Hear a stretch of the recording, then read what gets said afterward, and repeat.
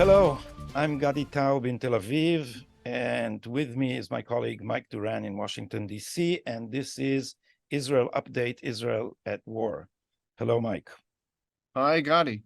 We've been planning to do this show for a while, and then this terror attack struck and dragged Israel into this horrible war. And then Dave Rubin said, you guys should get started because people need to know what's going on. And Mike and I were not satisfied for a long time with the way Israeli affairs and Middle Eastern affairs are presented in the media, both in America and in Israel. And so here we are. We plan to be here twice a week with news, with updates, and with analysis. But first, the big picture, because a very meaningful thing happened to Israel. Many people are calling this the 9/11 of Israel. It will probably go down as October 7. And if you want to compare it to America, you need to take into account the size of Israel, and it's about 10 million people population. So there have been 1,300 dead, which means that this is about, compared to America in terms of scale, it would be like 12 simultaneous 9/11 attacks. So in sheer magnitude, there's just been an explosion above our heads, an Iron Dome interception. So in terms of sheer proportion, this is horrendous, but this is not the whole story, because Israel was founded on an idea, and the idea was, at least in part, never again. Never again will Jews be slaughtered helplessly. Never again will they be at the mercy of murderous, genocidal anti-Semites. And so you probably saw the videos, and they're horrendous, and any decent person would be shocked. But for Jews, this reverberates on yet another level, because it goes all the way down to the deepest level of Jewish collective memory and the Jewish psyche, where we said never again. And here we are watching those horrendous video clips of families slaughtered and taken hostage, of people seeing their loved ones tortured and executed in front of their eyes. And this means that Israel is going to change in a fundamental way. This is not just another war. And we will be here to start a long conversation about these changes and about trying to understand them, as well as just keeping you posted about the latest in the news. Mike, over to you with the headlines. Thank you, Gandhi. So we're going to be talking today about four issues. We're going to start with the ground incursion. The government has signaled that it's going to go into Gaza with a major incursion on the ground in order to destroy all of the military capabilities of Hamas. But there's a growing number of obstacles to that incursion, and we're going to discuss that. Second, we have a video transcript from Professor Avi Bell, which you, Gadi, of course, you're the one who recorded that. He's a professor of law at Bar-Ilan University, and he's going to discuss the legal aspects, the international legal aspects of a ground incursion and the conflict in Gaza. Third, we're going to discuss the hidden hand of Iran. We all know that Iran is the strategic enabler of Hamas, so we'll discuss a little bit about what their goals are and what the American attitude, the U.S. government's attitude toward Iran's role is. And fourth and finally, we'll talk a little bit about the domestic political debate in Israel. Have Israelis united? I don't think so, and I think you're going to agree with me about that.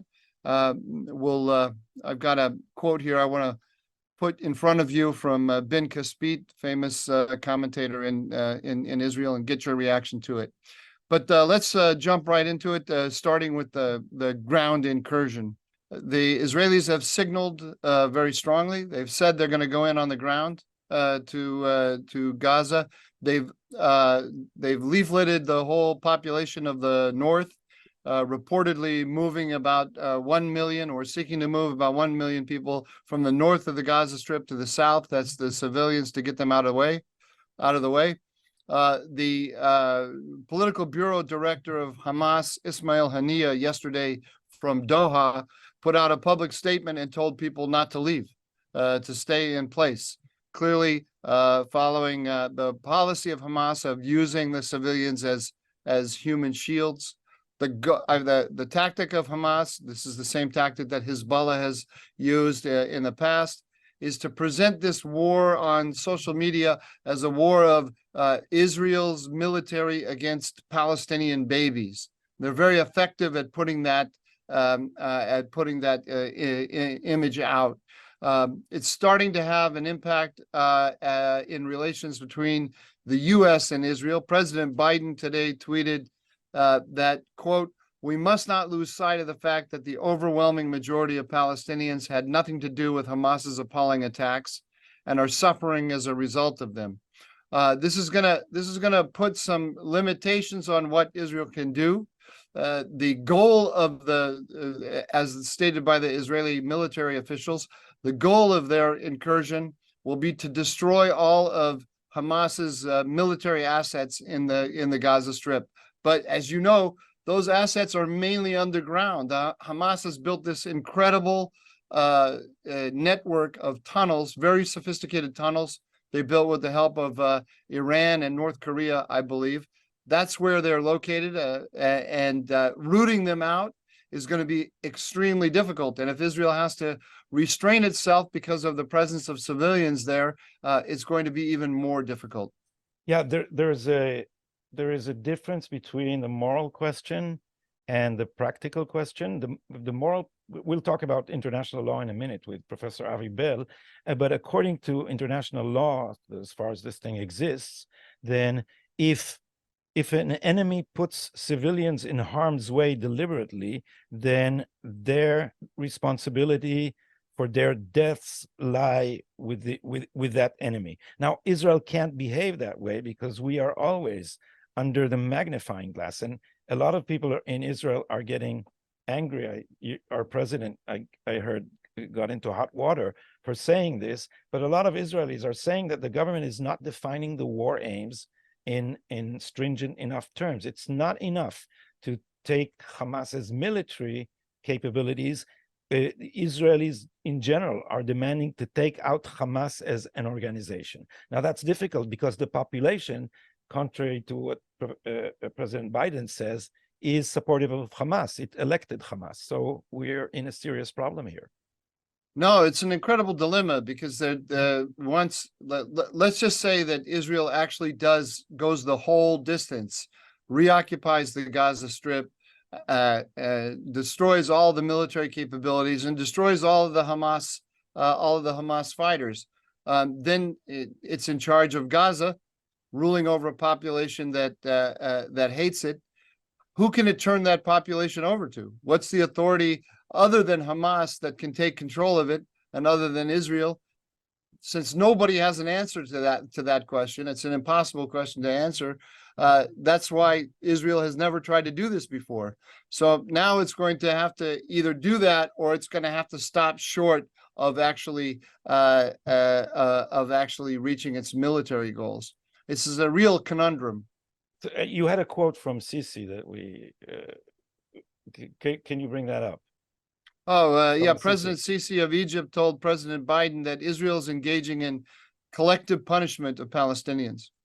So that this shows you the success that Hamas's strategy of presenting this as a war of the Israeli military against babies is having.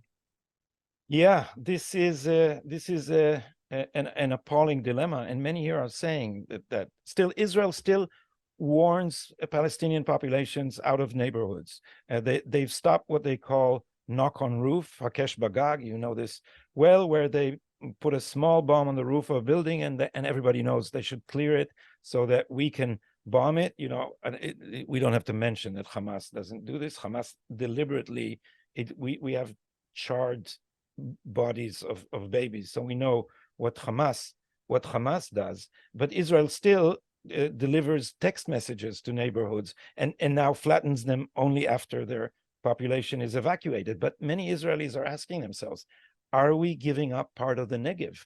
Because if these people come back, what guarantees such atrocities will not happen again, and who will dare live in a kibbutz in what we call Otef Aza, the enveloping area of Gaza. The Gaza envelope. Yeah.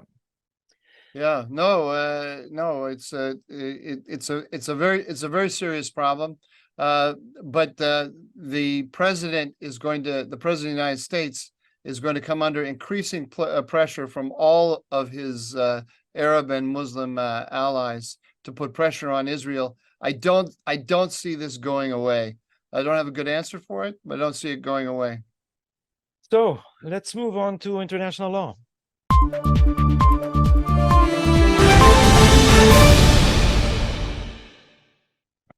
Hello to Avi Bell, law professor at the School of Law at Bar-Ilan University. Hi, how are you? I'm good. Thanks for taking the time to speak with us. President Biden has emphasized, he said it's really important that Israel adheres by the rules of war.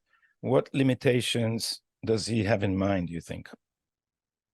Well, the statement itself is somewhat condescending because it insinuates that Israel needs a reminder. Israel's combat operations are always conducted according to the laws of war. And in previous fighting, and unfortunately, Israel's seen more than its share of wars, Israel's always done more than it is required to under international law. That is, it has been more restrictive with itself than it has to be.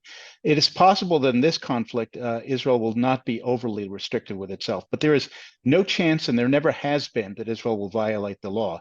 The lawbreaker here, everyone can see, is Hamas, which has committed war crimes, crimes against humanity, crimes, genocide. And usually when people speak about Israel and abiding by the rules of war, they mean that Israel should not hurt innocent civilians, don't they? This is a common misconception about the laws of war. The laws of war don't prevent or don't forbid harm to civilians. What they say is you may not aim at civilians. And if civilians are going to get hurt, and it's expected they will, the harm should not be expected to be disproportionate when compared to the military necessity. And Israel does not aim at civilians, Hamas does. When you're calculating the amount of collateral damage that can be legally allowed, we have to bear in mind that in this case, Israel's military necessity is enormous. It's facing a regime of Nazi-like evil, one that is sadistic, anti-Semitic, genocidal, explicitly so, has committed some of the worst war crimes that we've seen in this century. And that means that it's absolutely necessary to use maximum force to quickly subjugate Hamas and destroy its capacity to commit more crimes. So there will be civilian casualties. And one of the worst problems that Israel faces is that Hamas is committed to using human shields. And that means that Gazan civilians, as long as they're there, are likely to be harmed as a result of the war. The best way to alleviate this suffering is to facilitate the immediate evacuation of as much as possible of Gaza's civilian population. Egypt is not cooperating so far, but I hope it will. The U.S. should put pressure on it. So if there are weapons, say, under a school, what should Israel do? Weapons that are hidden under a school, or command and control centers that are hidden under hospitals, and all the other things that Hamas does. These are not hypothetical. These happen. It's the fact right now. Hamas's command and control center is in the basement of Shifa Hospital in Gaza City. They're all legitimate targets, and Israel may target them so long as the collateral damage is not clearly disproportionate. And that means that the school buildings will get attacked, and it means that the hospital should be evacuated and it should be destroyed. And this is a very, very unfortunate thing, but this is the result of what Hamas does. Hamas's illegal activities make those targets that Israel may legally strike at. And it is imperative in a war like this that Israel does strike at them. So the most important thing, again, is to evaluate as many civilians as possible so as to prevent them being harmed. Avi Bell, Bar-Ilan University, thank you very much for speaking with us. Thank you.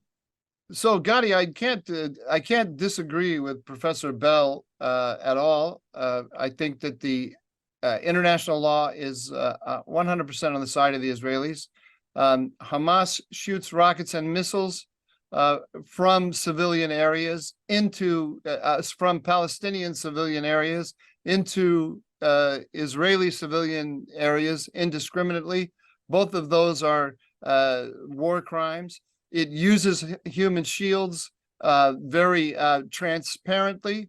That's a war crime, and by international law, Hamas is guilty. My problem with what Professor Bell said is that there is no such thing as international law. Henry Kissinger, years ago at Harvard, when he was a professor before he was a Secretary of State, he used to teach a class on international relations. And every year, during the week when the subject was international law, he would hand it over to another colleague to give the lecture and run the class. And one of his students said, Professor Kissinger, why do you never give the lecture on international law? And he said, because I refuse to lecture about subjects that do not exist. Now, obviously, this is an exaggeration. I think it's important. There's a Geneva Protocol. It exists. There are covenants. It exists, but it's a mistake to think that nations behave according to international law. What nations are going to behave according to in this case is the political pressures, and Hamas's tactics, as wrong as they are morally and as wrong as they are in terms of international law, are highly effective politically, and this is the thing that we all have to be concerned about. And they can count on the international community and the United States applying unfair standards to Israel, because let me remind you that there was just a coalition in which the United States was a member that defeated ISIS, and they killed 80,000 civilians. Has anybody says that this is disproportionate? Has anybody? No, you should look at the pictures of Mosul and Raqqa, Mosul in Iraq and Raqqa in Syria, which were basically leveled by the United States, but everyone wanted to see ISIS and Al Qaeda disappear, and so they turned a blind eye to it. And they won't do it to Hamas, because there's something incredibly immoral in the way that the hands of Jews are tied, and they're unable to completely to have enough freedom, I'd say, to defend themselves. And the United States is often the culprit here, because we are restricted by the United States, and of course the United States can apply a lot of pressure to Israel. Look, there's no doubt, that the outrages, the atrocities that Hamas committed on October 7th, they elicited a wellspring of sympathy for Israel. But I've been watching that sympathy in the media. I've been watching it fade by the day. Really, you can start counting. It's incredible, and this is only applied to us, Mike, because I've heard Douglas Murray speak about this, and he said, well, if you want proportionality, why don't you support Israel going in there and burning 40 babies like Hamas did here? You understand what the unfair scales are, and still we are delivering text messages before we bomb neighborhoods. And my fear is that this will remain as a picture of victory for Muslim radicals and jihadists around the world, because here they are bringing Israelis to their knees. Here they are with all these pictures that the West is horrified by, but they show off with to their Muslim Brotherhood audience. And in the end, Israel only bombs buildings, and buildings bombed we saw before. So this may turn out to be a picture of victory for Hamas. But behind all this is, of course, Iran. And you've been talking about this quite some. We had a conversation in another forum, and you said this attack was planned in Farsi, not in Arabic. Since having said that, I I asked a former, very senior Israeli official about that. Actually, and an Israeli official about whether the guy who planned this attack spoke Arabic. And both of them said yes. Both of them said it was Mohammed Deif from Hamas. But I still have doubts. I still have doubts for a lot of reasons. And we have this article that came out in the New York Times, quoting lots of people from Iran and from Hezbollah circles in Lebanon, saying that Iran and Hezbollah were definitely involved in the planning of this. So I remain of the belief that this was Iranian planned, if not planned by Iran, it was very much inspired by Iranian techniques. I think one can demonstrate that. We don't need to go into it right now. So, but I do want to lay out the geopolitics of this because I think that this we can't look at this as a local conflict between Hamas and Israel. Iran has its strategic interests in the region endangered or threatened by the rapprochement with Saudi Arabia. And so it has all these proxies all around the Middle East. And it has, we have a Hezbollah, an Iranian proxy on the north, and we have Hamas, and they are threatening us with both in order to exacerbate the Israeli-Palestinian conflict, because if Israel ends up committing what the world will soon label war crimes against the Palestinians, it will make Saudi Arabia incredibly uncomfortable, and also it may fray the Abraham Accords. Saudi Arabia is already uncomfortable. They've already publicly signaled that they're pulling back from the process of normalization with Israel. So is Iran succeeding? Iran is totally succeeding. Iran has already scored a major strategic victory with this because of putting a wedge between Israel and Saudi Arabia, because it's wrapped Israel into Israel is the biggest threat to Iran's nuclear program in the region, and it has now wrapped Israel into a major war. And let me point out two things here related to something you said a minute ago. You said that this could become these images of Hamas torturing Israeli civilians in their homes could be an image of victory. Hamas is the weakest element among the enemies of Israel. That the weakest element was able to do this is a terrible indictment of Israeli deterrence. So this is one of the reasons why Israel has to win this and really wipe out all of Hamas's military capabilities. There's much more at stake here than just the balance of power with Hamas. It's the balance of power with Iran. And the other thing I want to say is that the nightmare scenario from the Israeli point of view is that this is a planned two-punch move where there's the jab from Hamas and then the uppercut from Hezbollah in the north. This is a really serious threat, I think. So the U.S. is moving in with, I think the USS Gerald Ford is going to come to the eastern side of the Mediterranean, and Israelis are applauding this, and we're all saying, or pundits are here saying that this is to deter Hezbollah, and President Biden said, if you think of joining this war on the side of Hamas, then don't. But is there a chance that this is also a deterrent to prevent Israel from attacking Hamas or from preempting Hamas? Look, first of all, does Iran feel threatened does Iran feel threatened by American naval assets in the Eastern Mediterranean? I'm not so sure that it does. It might not. Does anyone believe, do the Israelis believe, do the Iranians believe that if Hezbollah attacks Israel in the north, the United States will enter the fray? I don't know. There's an open question. Just yesterday, that's on Saturday the 14th, Iran sent a message to Israel through the UN that if the war continues in Gaza, Iran will intervene.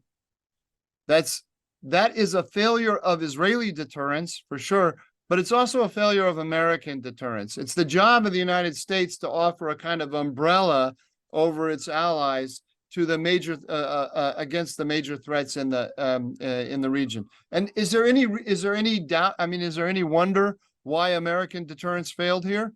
Iran has carried out 84 attacks against the United States, against U.S. forces in the last few years since the Biden administration came in. The U.S. has responded 4 times. That's according to testimony by Lloyd Austin, the Secretary of Defense, before Congress. So it's not clear to me that Iran and Hezbollah feel all that deterred by the American action. So this is a very bleak picture that we're depicting, and yet, in many conversations that we had, you think I think that Israel is going to overcome this. I do think Israel is going to overcome it, but I think it will overcome it much more effectively if it has a clear picture of the obstacles in its path. Its sense of righteousness is in my view completely justified, but there are huge constituencies, politically significant constituencies around the world that don't share that sense of its righteousness. And secondly, its major ally, the United States, is wobbly. So it needs to plan its strategy with a clear awareness of that, and it can't expect anything anything other than that. And maybe it is time that Israel starts reducing its complete dependence on America. Well, I think it has to. There's no the United States has been signaling.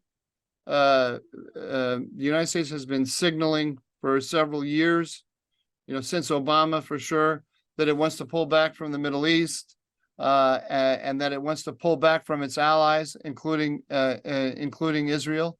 I think Israel would be unwise to start hedging toward China and Russia, but it can't assume, it can't take for granted American support in moments like this. So it has to develop its own indigenous capabilities for dealing with it. And it's amazing how addicted we are to this, and how easily we assume that we can't trust America, rain and shine.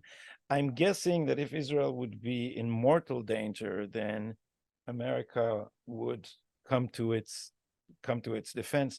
But for a long time, the American policy in this region has helped strengthen Iran, and now we see an attack coordinated and probably inspired tactically and in other ways by Iran. But we should also start developing our own military industry. We have a sophisticated military industry, but we don't have a full chain of supply. We can also, let me remind you, the Chinese are not the only alternative. Some of the weaponry that Israel has been developing can be developed in partnership, say, with India.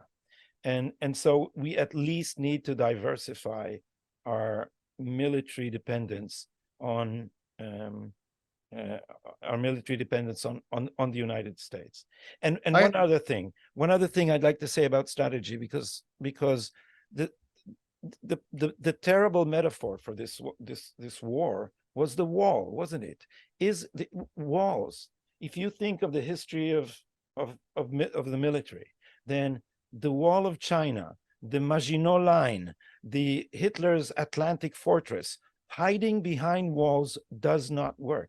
The Bar-Lev line. You forgot the Bar-Lev line. The Bar-Lev line in the Yom Kippur War.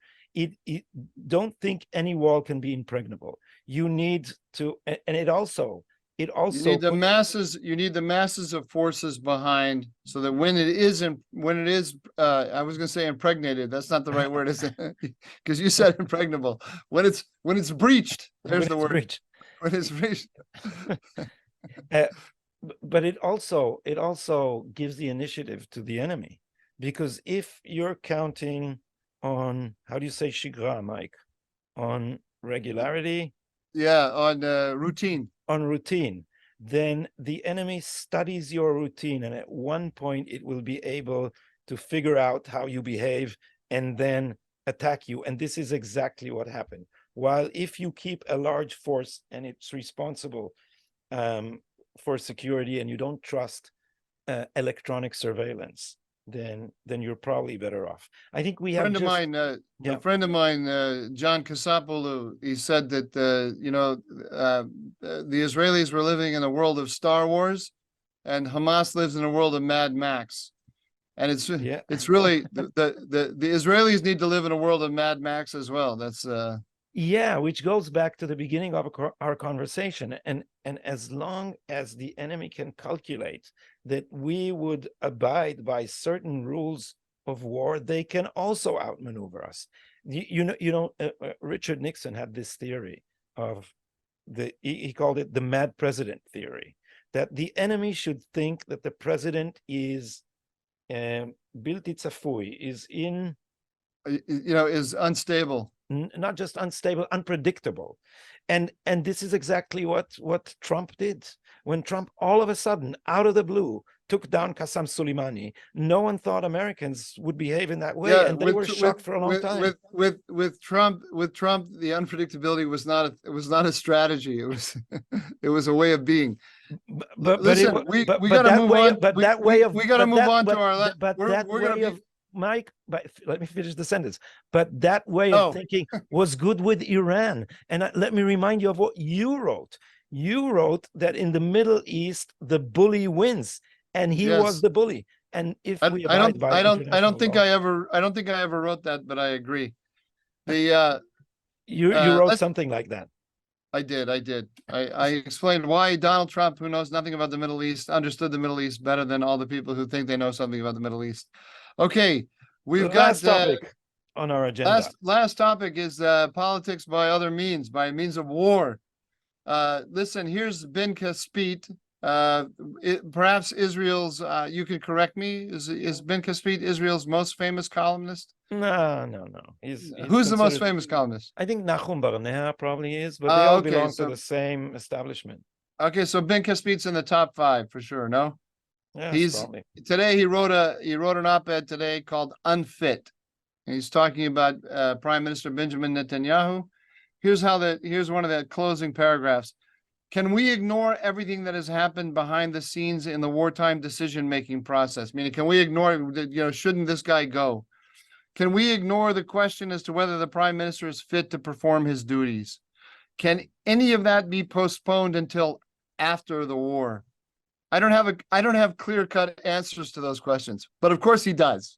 Can any of be after the war? I don't have clear-cut answers to those questions.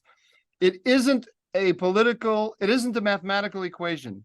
If our political establishment even remotely resembled the political establishment in Britain when World War II broke out, we could be confident that the establishment would do its job, get a hold of itself, and present the choice to the prime minister and replace him. Yeah, there are jokes about Ben Caspit here, that you can give him a template for a Ben Caspit article, and it says Netanyahu blank blank Netanyahu blank Netanyahu. He's obsessed with Netanyahu, but he's not alone. And the thing is, and it's hard to understand because it's not the same as the Never Trump hatred in America, though it's the same intensity, and there is a whole elite here bent on removing Netanyahu, and the excuses change.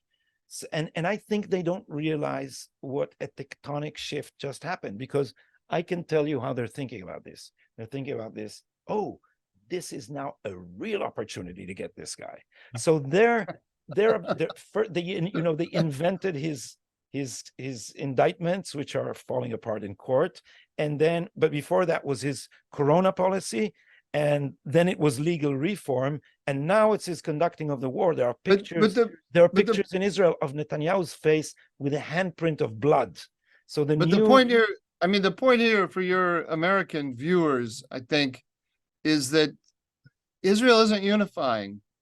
in that it suffered the worst, possibly the worst, setback, military setback ever. And instead of bringing everybody together, it's just intensified the fight. I would dispute that.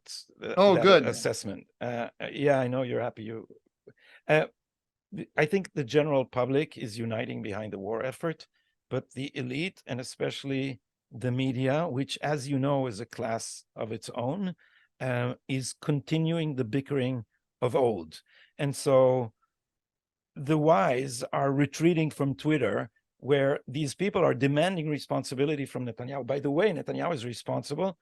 He may not survive this crisis after it's over, but these people are not demanding responsibility, because there's a whole host of people who are responsible for this. This is not a local mistake.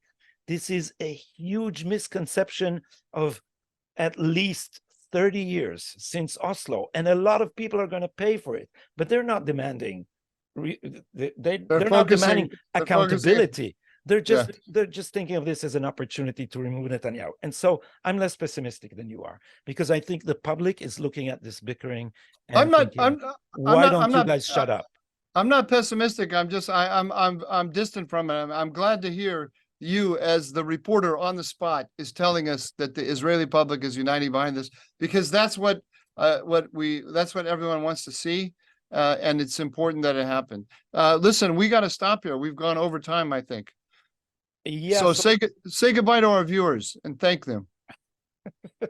Let's tell them what we're going to do in the future. We're going to be here, at least we hope, twice a week, and we're going to give you the counterbalance, if I may use a term that you often use, to the narrative you're getting from the mainstream press. And it's going to be an honest discussion, and it's often going to be, as you saw, disagreement, in the hopes of getting closer to the truth. So thank you for staying with us, and we hope to see you again in the next episode of Israel Update. Tell your friends.